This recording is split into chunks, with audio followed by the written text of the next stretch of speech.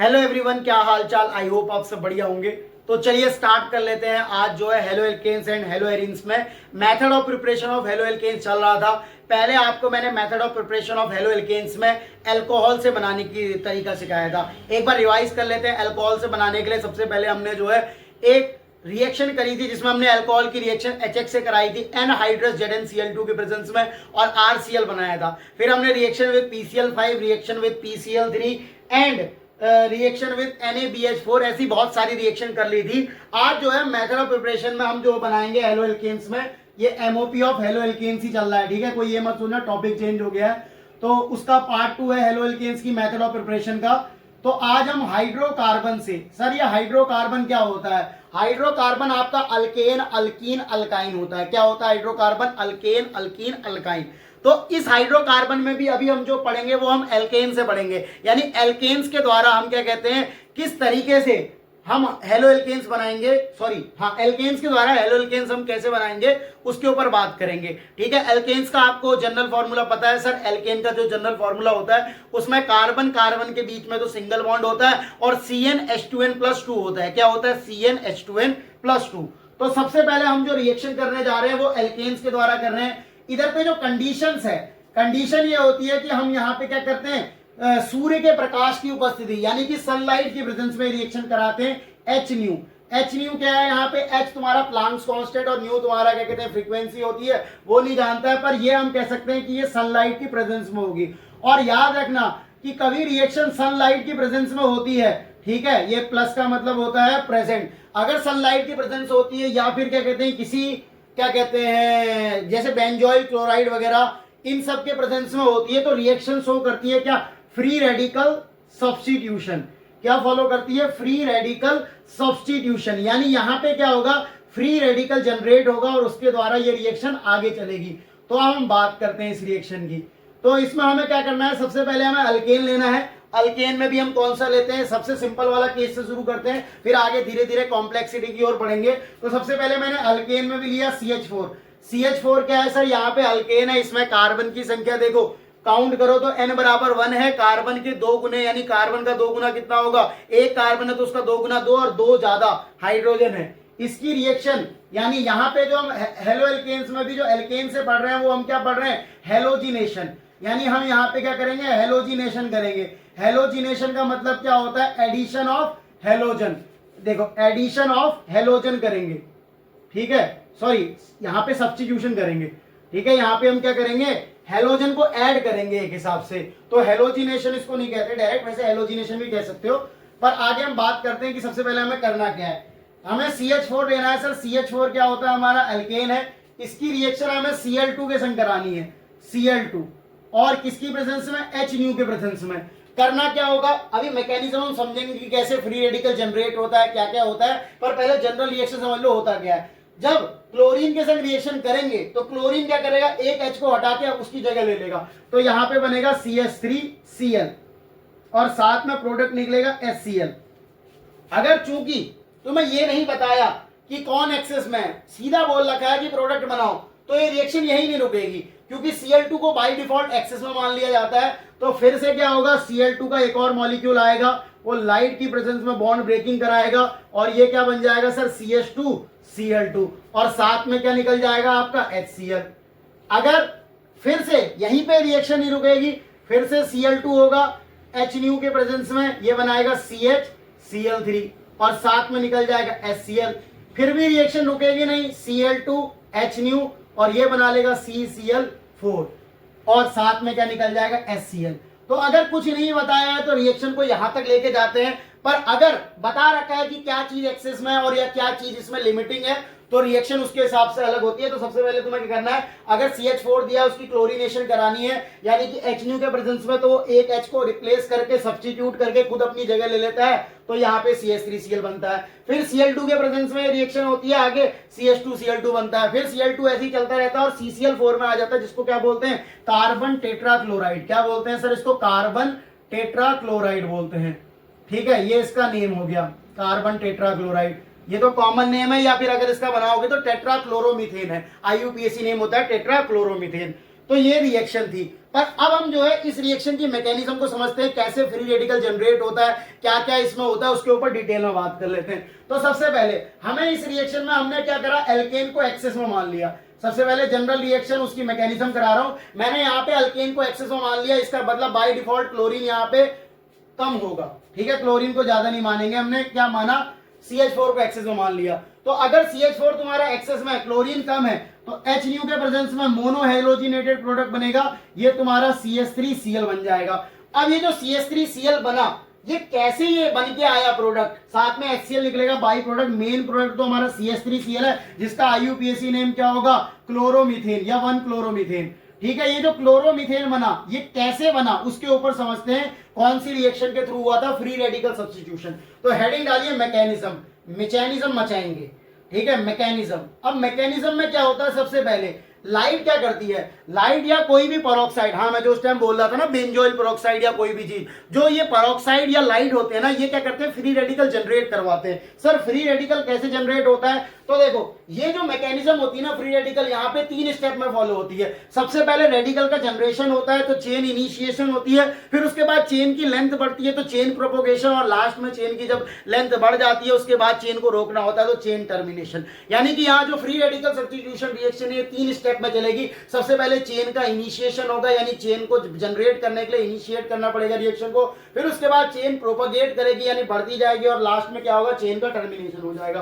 तो मैकेनिज्म मचाते हैं और इसमें पहला स्टेप लिखेंगे चेन इनिशिएशन। क्या लिखेंगे, चेन इनिशिएशन, मतलब कि चेन को हम स्टार्ट करेंगे। सबसे पहले हम करेंगे क्या, जो ये तुम्हारा Cl2 है, Cl2 को अगर लाइट की प्रेजेंस होगी तो Cl2 का बॉन्ड ब्रेकिंग होगा। सर कैसे, H न्यू के प्रेजेंस में रेडिकल जनरेट होंगे। मैंने तुम्हें बताया था अगर इलेक्ट्रोनेगेटिविटी सेम होती है तो क्या होता है, होमोलिटिक बॉन्ड ब्रेकिंग भी होती है। तो होमोलिटिक बॉन्ड ब्रेकिंग में इसका इलेक्ट्रॉन इसके पास, इसका इलेक्ट्रॉन इसके पास, तो रेडिकल बन जाता है। यानी Cl2 H न्यू के प्रेजेंस में क्या होगा, फ्री रेडिकली टूटेगा और यहाँ पे 2Cl के क्या होंगे, रेडिकल जनरेट होंगे। तो ये तुम्हारा जो पहला स्टेप है उसमें क्या होगा, चेन इनिशिएशन होगा, क्लोरीन रेडिकल जो है बन जाएगा। अब क्लोरीन रेडिकल अनस्टेबल होता है क्योंकि इसमें 7 इलेक्ट्रॉन है, तो अगले स्टेप में क्या होगा, चेन का प्रोपोगेशन होगा। क्या होगा, चेन का प्रोपोगेशन। अब क्या होगा, जैसे ही लाइट इस पे पड़ी, ठीक है, तो ये थोड़ा गुस्से में आ जाएगा और कहेगा कि भैया हम जो है रेडिकल बन गए हैं। याद रखना, एक बार रिएक्शन में जब रेडिकल बन जाता है तो बार बार रेडिकल जनरेट होते रहते हैं। यानी कि ये Cl2 में से जो Cl रेडिकल आया वो क्या करेगा, इस मीथेन के पास जाएगा, कहेगा कि भैया हमको जो है रेडिकल बनाया तो तुमको भी हम रेडिकल बनाएंगे। तो CH4 के पास ये आएगा और उसके संग अटैक करेगा उसके ऊपर, और ये Cl रेडिकल उसके बॉन्ड को तोड़वा कर क्या कर देगा, सर जब इसका बॉन्ड तोड़वाएगा तो यहाँ पे भी CH4, तुम्हें मैंने बताया था कि कार्बन और हाइड्रोजन की भी इलेक्ट्रोनेगेटिविटी सेम होती है लगभग, तो हाइड्रोजन और यहाँ पे भी फ्री रेडिकल जनरेट होगा। एक कार्बन का रेडिकल बनेगा और एक H का रेडिकल बनेगा, यानी यहाँ पे CH3 रेडिकल बनेगा और साथ में H रेडिकल बनेगा। अब उस H रेडिकल के संग ये जो क्लोरीन का रेडिकल है ना, जिसने ये बॉन्ड तोड़वाया था, वो रिएक्ट कर जाएगा और ये HCl की फॉर्म में निकल जाएगा। अब CH3 को लगेगा भैया जैसे ही तुमने मेरे संग अटैक किया, क्लोरीन का जो रेडिकल है उसने इसके बॉन्ड को तोड़कर इसको अनस्टेबल कर दिया। अब ये कहेगा नहीं, तुमने मेरे संग बेईमानी करी तो मैं भी क्लोरीन के पास जाऊंगा, क्योंकि रिएक्शन में क्लोरीन एक मॉलिक्यूल तो होगा नहीं, बहुत ज्यादा ही होंगे, बिल्कुल भले ही एक्सेस में नहीं लिखा है पर इसका मतलब ये नहीं कि क्लोरीन भी कम होंगे। तो ये क्या करेगा, CH3 की जिंदगी में आया गुस्सा, CH3 कहेगा कि तुमने मुझको तोड़ा मैं तुमको तोड़ूंगा। वो जाएगा Cl2 के पास और Cl से कहेगा भैया तुम भी अपनी बॉन्ड ब्रेकिंग कर दो, होमोलिटिक, कहेगा नहीं तुम भी जाओ। अब क्या होगा, यहाँ पे Cl का एक रेडिकल जनरेट होगा और साथ में जो ये CH3 डॉट था वो एक Cl के रेडिकल के साथ कंबाइन करके CH3Cl बन जाएगा। यानी कि चेन प्रोपोगेशन स्टेप में ही क्या बन जाएगा, क्लोरोमीथेन बन जाएगा। अब क्या होगा, फिर से क्लोरीन का रेडिकल बन गया, फिर वो CH4 पे अटैक करेगा, फिर रेडिकल बनाएगा, फिर ये CH3 रेडिकल, फिर Cl2 से रिएक्ट करके लगातार रिएक्शन को आगे बढ़ाते जाएंगे। इस तरह जो है चेन बनती जाएगी और चेन का प्रोपोगेशन होता जाएगा। थर्ड स्टेप में जब इन सब का काम खत्म हो जाएगा, अब रिएक्शन को खत्म करना है, तो लास्ट स्टेप होता है चेन टर्मिनेशन। क्या होता है, चेन टर्मिनेशन। अब मुझे जो है ना रिएक्शन को रोकना पड़ेगा। एक बार मैं जरा वो कैमरे के पीछे जाके देख लूं कि चेन टर्मिनेशन में कहां तक नीचे दिख रहा है आपको। हाँ तो पूरा दिख रहा है, ठीक है। तो चेन टर्मिनेशन में क्या होगा, ये जो रेडिकल बन के आ गए थे ये रेडिकल आपस में कंबाइन करेंगे और रिएक्शन को रोकेंगे। सबसे पहले एक सीएल का रेडिकल हो सकता है, जरूरी नहीं है अगले रेडिकल के पास जाए, सीएल सीएल के संग कंबाइन कर जाए तो ये क्या बन जाएगा सर, सीएल सीएल यानी Cl2 बन जाएगा। अगला स्टेप क्या हो सकता है कि CH3 का जो रेडिकल है वो क्या करे, Cl के संग वो रिएक्ट करके CH3Cl बना ले। पर एक पॉसिबिलिटी सर और भी है, क्या पॉसिबिलिटी है कि हो सकता है कि जो CH3 का रेडिकल है ये अपने ही रेडिकल के संग क्या कर ले, कंबाइन कर ले और CH3 बना ले। अरे सर ये क्या हो गया, ये तो इथेन बन गया। हाँ ये तो इथेन बन गया, पर इतना कम अमाउंट में बनता है कि इसका जो प्रोडक्ट होता है वो बहुत ही माइनर अमाउंट में होता है जो कि देखने को नहीं मिलता, और चेन टर्मिनेशन वाले स्टेप में आता है तो उतना कोई वैल्यू नहीं दी जाती। मेन यहीं पे जो है क्लोरोमीथेन बन जाता है। तो अगर तुमसे पूछा जाए कि मेन प्रोडक्ट कौन से स्टेप में बनता है तो चेन प्रोपोगेशन में ही बन जाता है। ये वाले स्टेप में तो जो बचे हुए रेडिकल होते हैं वो आपस में क्या करेंगे, कंबाइन कर लेते हैं, पर इसकी संख्या इतनी कम होती है कि माइनर अमाउंट में होता है तो इसको उतना कंसीडर नहीं किया जाता। पर हाँ हम इस रिएक्शन के द्वारा ईथेन भी बना सकते हैं। तो आपने करा क्या इस रिएक्शन में, फ्रॉम हाइड्रोकार्बन में सबसे पहले हमने यहाँ पे जो है एच न्यू लेते हैं, लाइट की प्रेजेंस में लेते हैं, अल्केन का हम क्या करते हैं, हेलोजन से अटैक करवाते हैं। अगर CH4Cl2 दिया है, कुछ नहीं बताया तो एच न्यू से रिएक्शन करके CCl4 तक रोकना है। पर अगर तुम्हें क्लोरीन लिमिटेड दे दिया या ये चीज एक्सेस में दे दी तो क्या होगा, 3 स्टेप में रिएक्शन होगी। सबसे पहले चेन इनिशिएशन, फिर चेन प्रोपोगेशन, फिर चेन टर्मिनेशन। चेन इनिशिएशन में होता क्या है कि 2 क्लोरीन के मॉलिक्यूल आपस में रिएक्ट करना, मतलब सॉरी सनलाइट की प्रेजेंस में जैसे ही क्लोरीन के मॉलिक्यूल पर पड़ती है वैसे ही क्लोरीन का जो बॉन्ड है वो होमोलिटिक टूट जाता है और 2 Cl के रेडिकल जनरेट कर लेता है। अगले स्टेप में चेन प्रोपोगेशन होता है, वो CH4Cl रेडिकल से कंबाइन करके CH3 बनाता है रेडिकल और HCl बना लेता है। फिर अगले स्टेप में जो CH3 है वो Cl का बॉन्ड तोड़वाता है फ्री रेडिकली और CH3Cl और Cl डॉट बनता है। चेन टर्मिनेशन में ये होता है। ये आपकी मैकेनिज्म थी। आइए हम कुछ सवाल करते हैं इसके बेस पे आपको पेपर में किस तरह के मिल सकते हैं। जैसा कि अभी आपको बताया चला कि ये कहते हैं ये जो रिएक्शन थी वो कैसी थी, फ्री रेडिकल सब्स्टिट्यूशन रिएक्शन थी। यानी यहाँ पे जनरेशन ऑफ फ्री रेडिकल होता था जो रिएक्शन को कराता था, उसी के बेस पे रिएक्शन। ये कुछ पॉइंट्स है जो कि आप आ नहीं रहे थे, यहाँ पे आ नहीं रहे थे, फिर तो अलग से बताया है। तो सबसे पहली हेडिंग है order of stability of free radical. अब तुम्हें अगर याद हो तो एक इफेक्ट होता है जिसको बोलते हैं इंडक्टिव इफेक्ट। अगर नहीं पढ़ा है तो मैं बता दूं इंडक्टिव इफेक्ट क्या होता है। जब चार्ज इंड्यूस होता है ना किसी के ऊपर तो उस समय जो इफेक्ट लगता है वो इंडक्टिव इफेक्ट होता है। और यहाँ पे जो फ्री रेडिकल की स्टेबिलिटी है उसमें 2-3 इफेक्ट आते हैं। एक तो इंडक्टिव इफेक्ट आता है, अगर नहीं पढ़ा है तो आपको ये देखना पड़ेगा इंडक्टिव इफेक्ट। और दूसरा होता है हाइपर कॉन्जुगेशन। ठीक है, हाइपर कॉन्जुगेशन। अब सर ये हाइपर कॉन्जुगेशन क्या होता है, तो तुम अभी इतना सिंपल समझ सकते हो कि जितने ज्यादा अल्फा एच होंगे उतना ज्यादा स्टेबल होगा। अल्फा एच क्या होता है, देखो अगर मैं कोई भी चीज बनाऊं, मैं अभी पहले बता देता हूं फिर बताता हूं उसको। Order of stability of free radical की बात करें तो ऑर्डर क्या होता है, 3 डिग्री फ्री रेडिकल, फिर 2 डिग्री, फिर 1 डिग्री।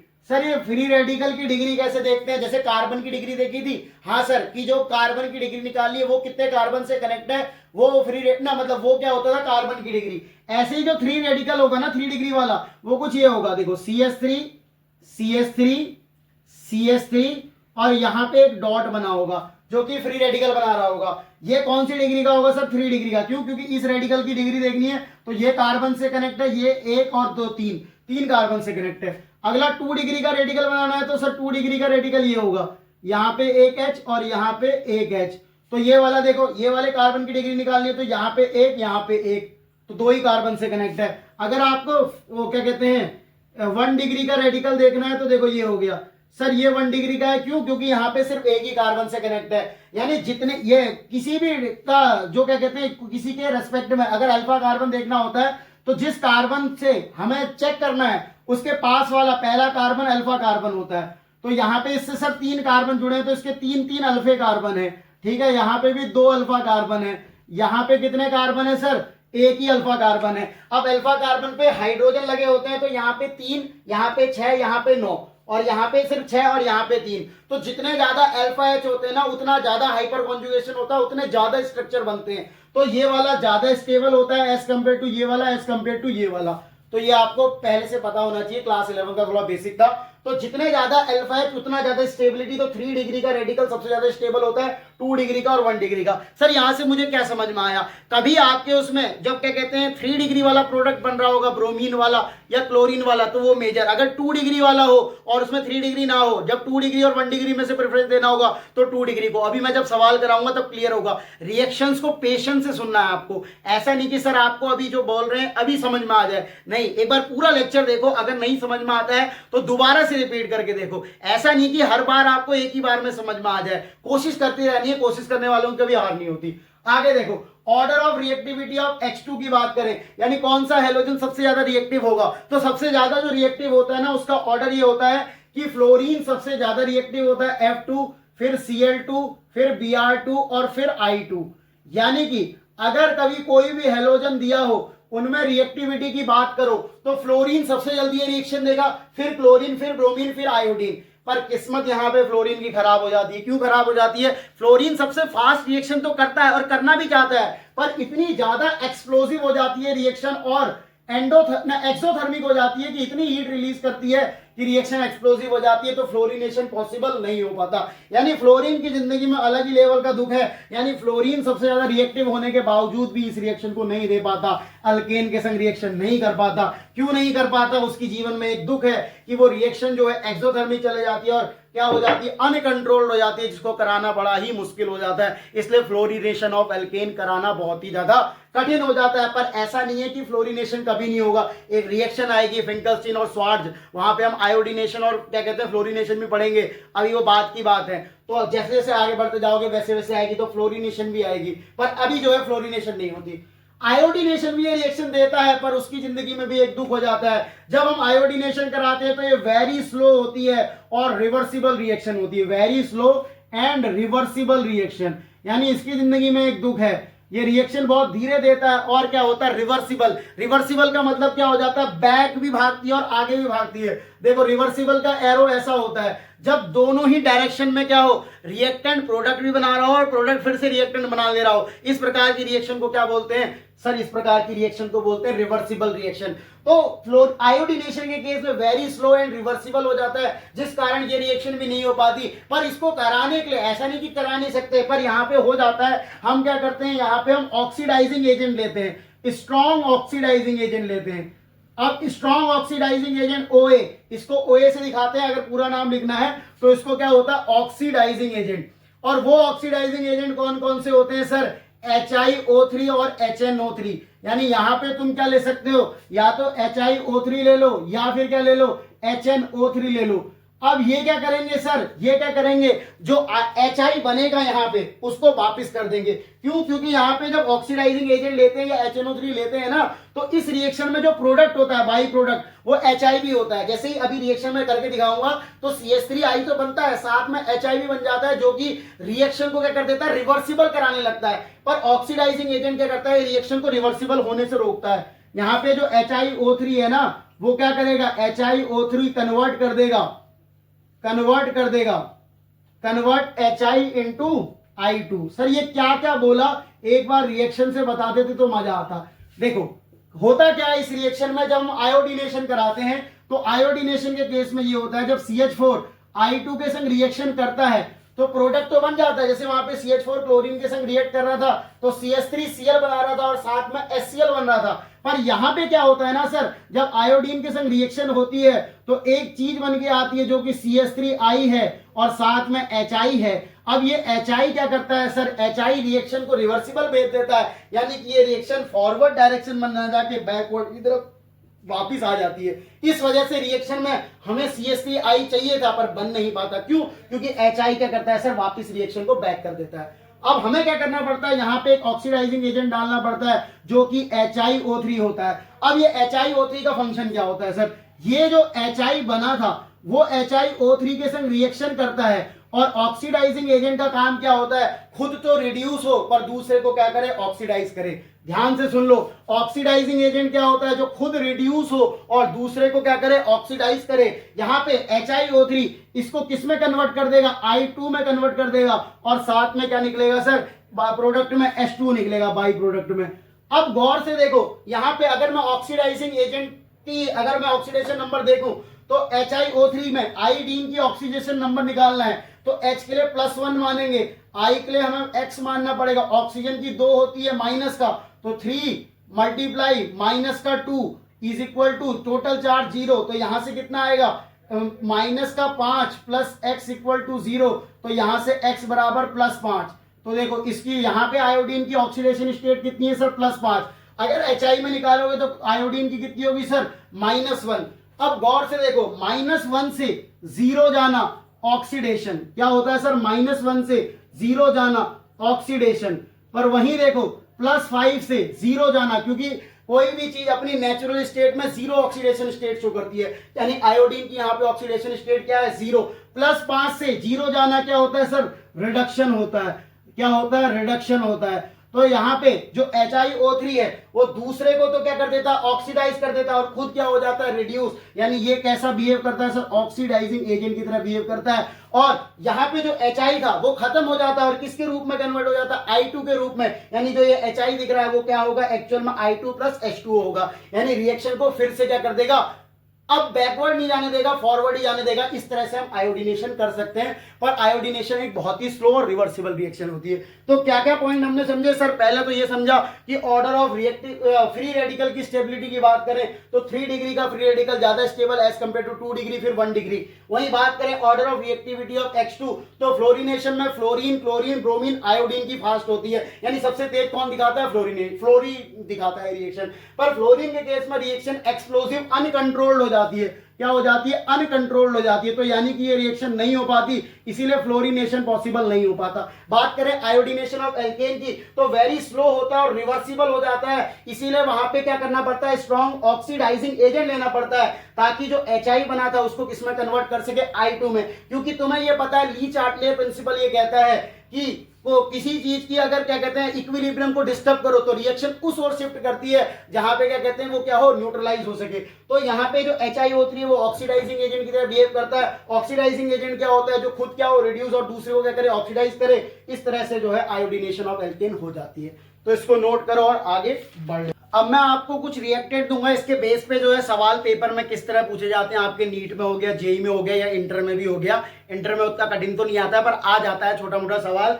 तो सबसे पहले अगर मैं आपसे यहाँ पे इस सवाल के पॉसिबल प्रोडक्ट पूछ सकता है कि कितने प्रोडक्ट बनेंगे, आपको मोनो हेलोजिनेशन दे दे या मोनो सब्स्टिट्यूशन दे दे, तो क्या क्या होगा। सबसे पहले अगर आपको CH4 दे दे, और सबसे शुरू से ही करते हैं शॉर्ट से, और Cl2 दे दे और HNu लिख दे और बोले मोनो सब्स्टिट्यूशन, ठीक है, क्या लिख दे, मोनो सब्स्टिट्यूशन, और आपसे कहे कि पॉसिबल प्रोडक्ट बताओ, तो इसमें तो कोई दिक्कत ही नहीं है सर, दुखी नहीं है, और ऐसा सवाल वो देगा भी नहीं, तो फिर क्यों करा रहे हो। पर शुरुआत तो यहीं से होगी ना। देखो एक ही H हट सकता है, CH4 में 4 H है, 4 थोड़ी हटा दोगे, क्योंकि तुम्हें मोनो सब्स्टिट्यूशन पूछा है। तो सीधा सर सिंपल आंसर है CH3Cl और साथ में HCl। तो ये तो हमें पता है। पर कभी अगर आपके सामने ऐसा सवाल आए CH3 और Cl2, वही एरो में मैंने वही लिख दिया, अब पूछा पॉसिबल प्रोडक्ट। तो सबसे पहले अगर आपको ना पॉसिबल प्रोडक्ट का सवाल आए तो कार्बन का नेचर देख लो। कार्बन का नेचर से क्या मतलब है कि कार्बन वहां पे कितने प्रकार के हैं, 1 डिग्री प्रकार का है, 2 डिग्री प्रकार का है, 3 डिग्री प्रकार का है, कैसे प्रकार का है। जितने प्रकार के कार्बन जहां से तुम H हटा सकते हो, अगर कार्बन सेम प्रकार के होंगे तो कोई दिक्कत नहीं है, पर अगर अलग अलग प्रकार के हैं जहां से H हटाया जा सकता है तो उससे पॉसिबल प्रोडक्ट डिसाइड होंगे।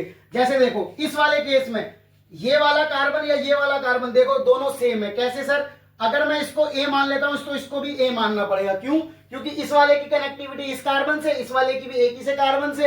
अगर कहीं से भी तुम H हटा के Cl लगाओगे तो नाम सेम ही आएगा। कैसे, देखो करके दिखा देता हूं जहां पे ऐसी दिक्कत है। मान लो पहले मैंने ये वाले से हटाया CH3 CH2 Cl, तो इसका नाम साथ में HCl तो निकलेगा ही, तो वो लिख लेते हैं। तो इसका नाम क्या होगा, 1 2, तो इसका नाम होगा क्लोरो इथेन या 1 क्लोरो इथेन। कोई कहेगा नहीं मैं एक और प्रोडक्ट बना सकता था, मैं यहां से हटा देता, तो देखो यहां से वाला भी कर लो अगर चुल्ला है तो। देखो इसको मैं कर दूंगा CH2, ये वाले को लिख दिया Cl, और यहां पे जो है इसको CH3 रहने दिया, और नंबरिंग अब की बार यहां से शुरू हो जाएगी, तो 1 क्लोरो इथेन या क्लोरो इथेन, तो दोनों सेम होंगे। तो कार्बन का नेचर देख के तुम बता सकते हो कि कितने प्रोडक्ट बनेंगे। तो यहां पे तो सर सिर्फ एक ही प्रोडक्ट बन पाएगा, यानी पॉसिबल प्रोडक्ट में आंसर कितना होगा सर, 1 होगा। ठीक है, इसका आंसर क्या होगा, 1 होगा। अगला देखो CH3 CH2 CH3 और प्लस Cl2 और यहां पे मोनो सब्स्टिट्यूशन। अब पूछ रहा है इसके पॉसिबल प्रोडक्ट बताओ, पॉसिबल। अब क्या करेंगे सर, यहां पे कितने प्रकार के कार्बन है? देखो इस वाले कार्बन को देखो, यहां से H हटाओगे, Cl लगाओगे तो तब भी पहले नंबर पे आएगा, तो इसका नाम क्लोरोप्रोपेन हो जाएगा। यहां से हटाओगे तब भी क्लोरोप्रोपेन होगा, तो यानी ये तो दोनों सेम नंबर के, तो इसको ए दे दिया। इस वाले को बी देखेंगे तो यानी यहाँ पे दो प्रोडक्ट होंगे। बना के दिखा देता हूं, देखो पहले वाले में से अगर मैं मान लो अब की बार यहां से हटाता हूं तो ये तुम्हारा CH2 और ये तुम्हारा Cl और यहाँ पे CH2 और ये CH3, इसका नाम क्या होगा सर? क्लोरोप्रोपेन या 1 क्लोरोप्रोपेन। ठीक है, ये होगा तुम्हारा क्लोरोप्रोपेन। एक प्रोडक्ट तो ये हो गया। दूसरा प्रोडक्ट क्या बन सकता है सर? एक प्रोडक्ट ये बनेगा आपका CH3 CH Cl CH3 और साथ में आपका HCl, ये बनेगा जिसका नाम क्या होगा सर? अब की बार नंबरिंग कहीं से भी कर सकते हो, 1 2 3, तो 2 क्लोरोप्रोपेन। 2 क्लोरोप्रोपेन। अब की बार 2 दिखाना जरूरी है क्योंकि अगर आप क्लोरोप्रोपेन लिख दोगे तो क्या हो जाएगा? 2 इसलिए दिखाना जरूरी था कि क्लोरीन की पोजीशन 2 नंबर पे, क्लोरोप्रोपेन कहोगे तो बाय डिफॉल्ट वो 1 नंबर माना जाता है। तो यहाँ पे 2 प्रोडक्ट बनेंगे। क्या होंगे? 2 पॉसिबल प्रोडक्ट। अब कौन सा मेजर कौन सा माइनर उसके ऊपर बाद में बात करेंगे, पर बनेंगे कितने? 2 पॉसिबल प्रोडक्ट। अगला देखो सवाल। अगला सवाल मैं आपको कुछ ये देता हूं कि अब की बार मोदी सरकार, अरे नहीं मैं ऐड नहीं कर रहा हूं, ठीक है, वो फ्लो में निकल गया। CH2 CH2 CH3, अब की बार Br2 ले लो, Br2 और यहां पे लिख दो ये मोनो सब्स्टिट्यूशन। प्रोडक्ट बताओ सर, ये वाला और ये वाला सेम होगा, यानी इन दोनों का नेचर तो ए होगा। करके देख लो, नाम बना के देख लेना। सर इस वाले का नेचर बी होगा, क्या ये वाला भी सेम होगा? देखो इस वाले कार्बन को देखो, इधर पर CH3 और ये वाला पूरा बैकग्राउंड अलग। यहां वाले कार्बन को देखो, यहां पे CH3 और ये वाला बैकग्राउंड सेम, तो यानी ये भी बी प्रकार का है। तो यहां पे भी पॉसिबल प्रोडक्ट सर 2 ही होंगे। देखो एक तो ये होगा CH2 Br CH2 CH2 CH3, एक प्रोडक्ट तो ये बनेगा इसका, और एक प्रोडक्ट क्या बन जाएगा सर? ये बन जाएगा CH3 CH Br CH2 CH3 और साथ में HBr। तो यहां पे पॉसिबल प्रोडक्ट की संख्या कितनी होगी? 2 ही होगी सर, 2 ही होगी। तो ये आपके कुछ सवाल है और कराते, जब तक कॉन्सेप्ट की क्लियरिटी नहीं होगी तब तक सवाल कराते रहूंगा। सब रिएक्शन अच्छी है। देखो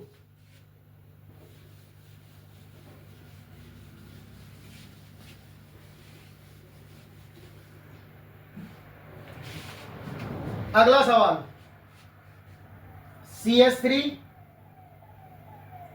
CH3 CH3 CH3 Br2 HNu mono substituted, mono substituted product बताने हैं आपको।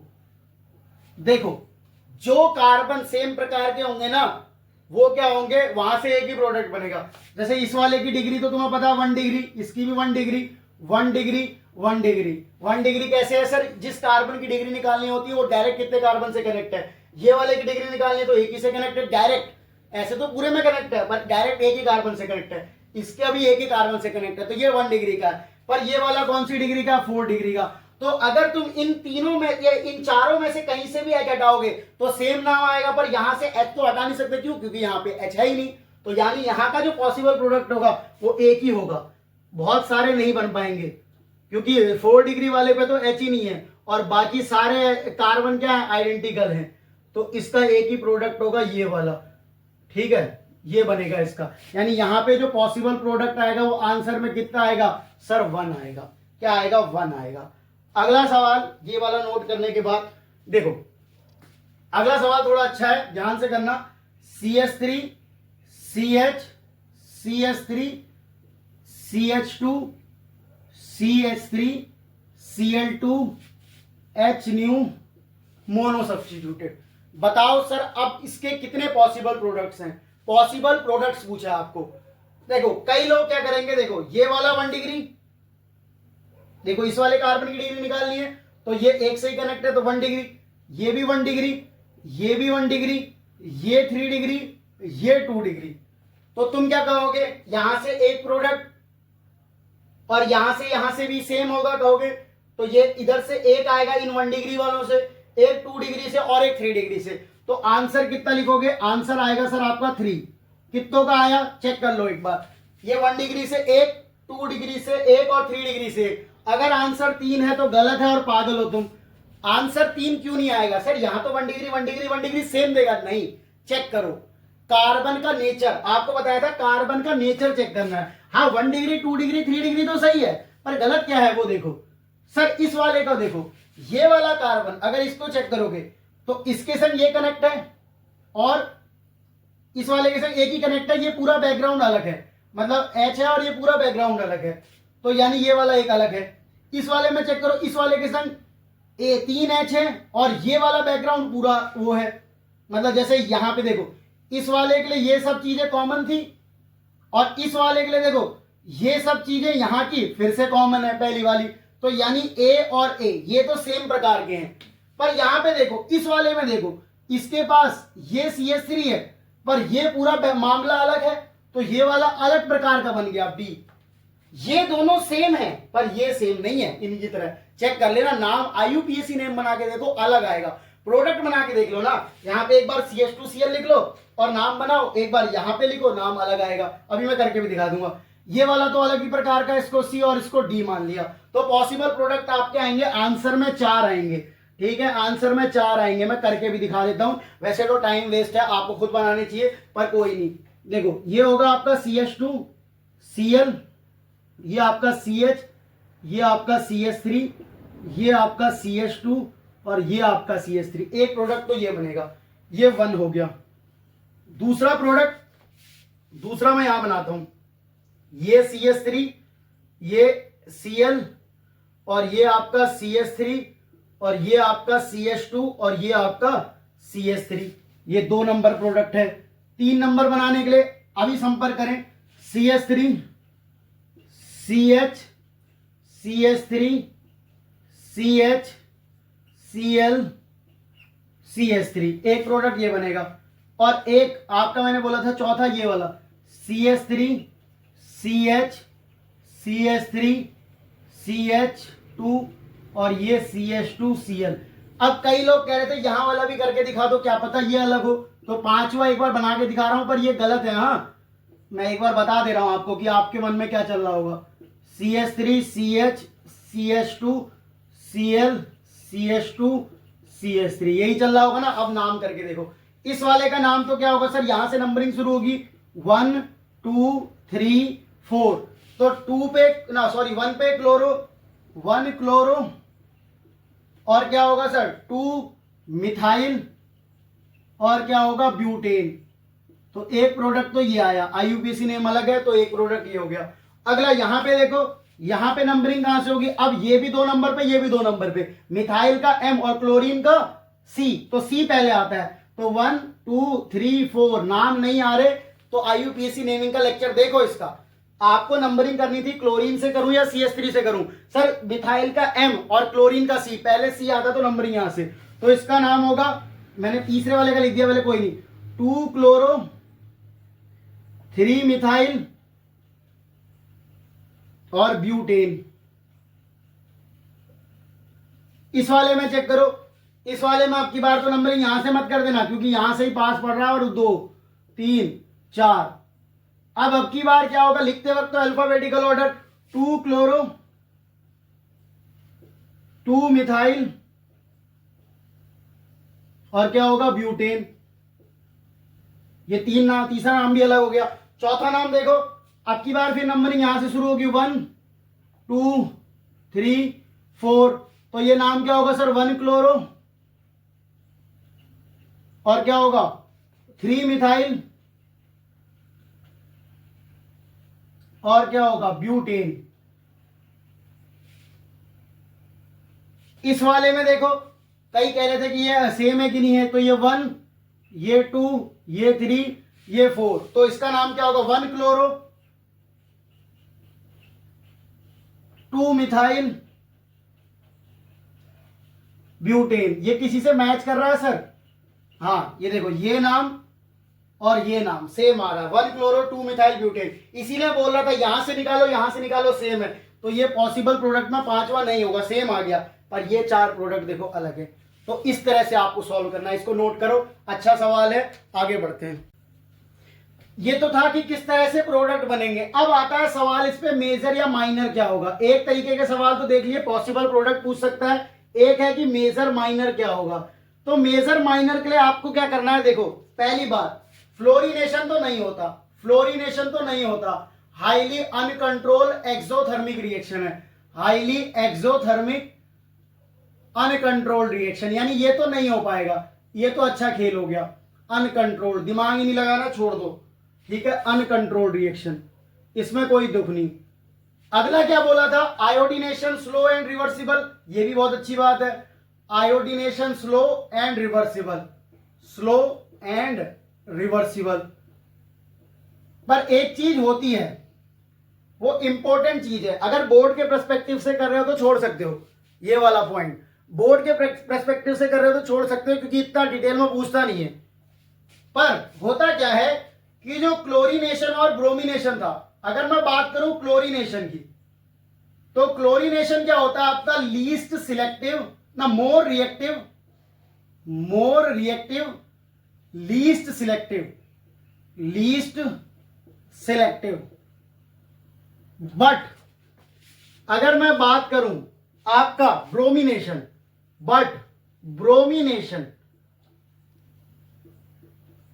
लेस रिएक्टिव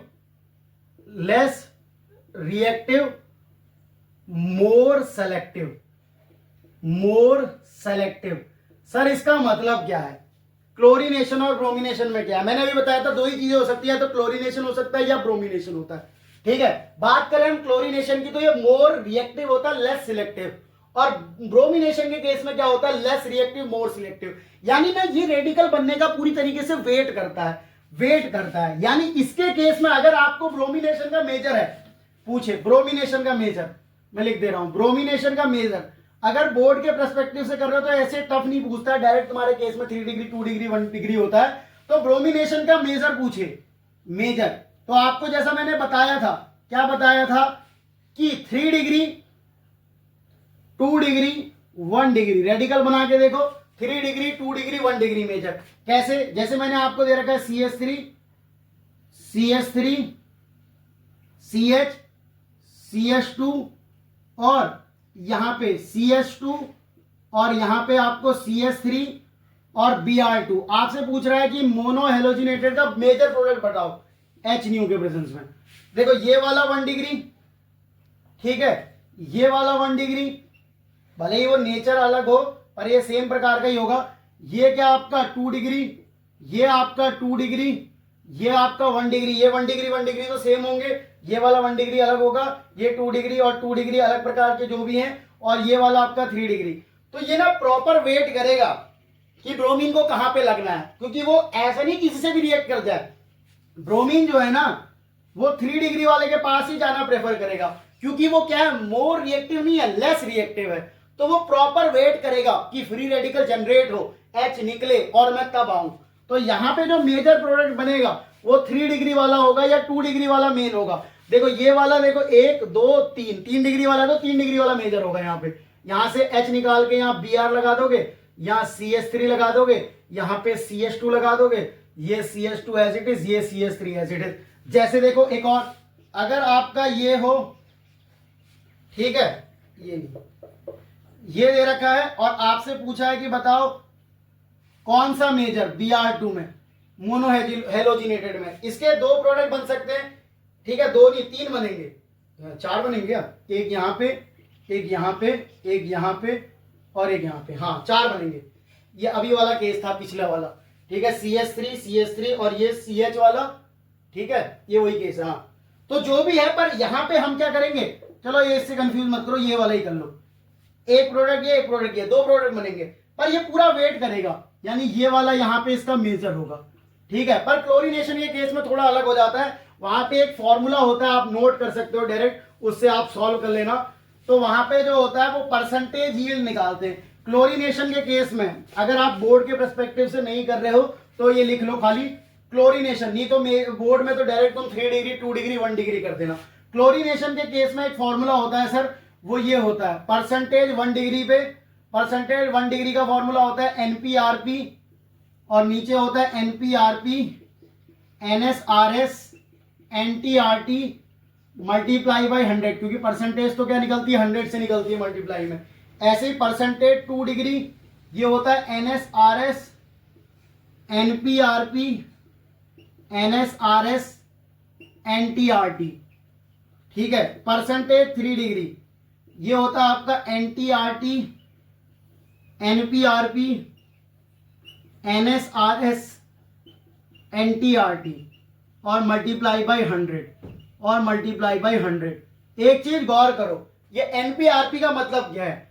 आरपी होता है आपका, देखो इनका मतलब लिख दे रहा हूं, एनपी होता है आपका number of primary hydrogen, number of primary hydrogen या प्राइमरी कार्बन के रेस्पेक्ट में कितने हाइड्रोजन है। ऐसे ही एनएस क्या होगा, number of secondary hydrogen. NT क्या होगा, number of tertiary hydrogen. RP क्या होगा, रेट ऑफ प्राइमरी कार्बन के लिए, यानी प्राइमरी हाइड्रोजन के लिए जो रेट है रिएक्शन का।